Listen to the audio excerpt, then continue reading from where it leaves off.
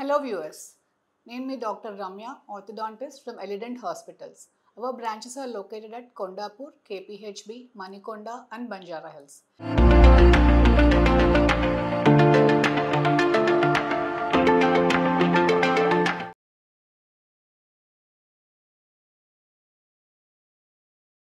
So ఇవాళ మన topic ఏంటంటే ఒక 6 years and above కిడ్స్లో మిక్స్డ్ డెంటిషన్ అంటే పాల పళ్ళు కొన్ని పర్మనెంట్ పళ్ళు కొన్ని ఉన్నప్పుడు పళ్ళు ముందుకి వెనక్కి వంకరగా వస్తుంటే వెంటనే చేయించాలా, ఇంకొన్ని సంవత్సరాలు వెయిట్ చేయాలా?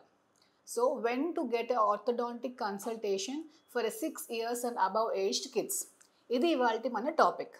సో నేను ఆర్థోడాంటిస్ట్గా నేను ఏం చెప్తానంటే, నోట్లో పర్మనెంట్ పళ్ళు ఫస్ట్ టీత్ వచ్చినప్పటి నుంచి ఎవ్రీ 6 monthsకి ఒకసారి తప్పకుండా ఆర్థోడాంటిక్ కన్సల్టేషన్ అన్నది తప్పకుండా మీ పిల్లలకి అవసరం అవుతుంది.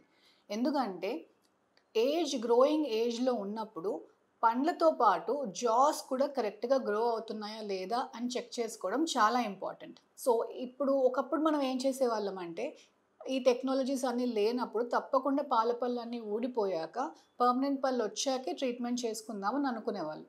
కానీ ఇంత టెక్నాలజీ డెవలప్మెంట్తో even before permanent dentition erupts అంటే పర్మనెంట్ పళ్ళు అన్నీ రాకముందే కూడా చూసినప్పుడు ఈ ప్రాబ్లమ్స్ని మనం ముందే ప్రివెంటివ్గా అటెండ్ చేయొచ్చు. దీంతో బ్రేసెస్తోనూ చేయొచ్చు.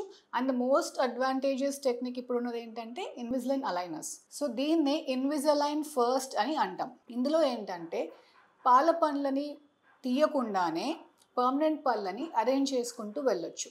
ఎలా అంటే, మీ పిల్లలు గ్రోయింగ్ ఏజ్లో ఉంటారు కాబట్టి వాళ్ళ జాస్ని కాస్త ఎక్స్పాండ్ చేయడం పాసిబుల్ అవుతుంది.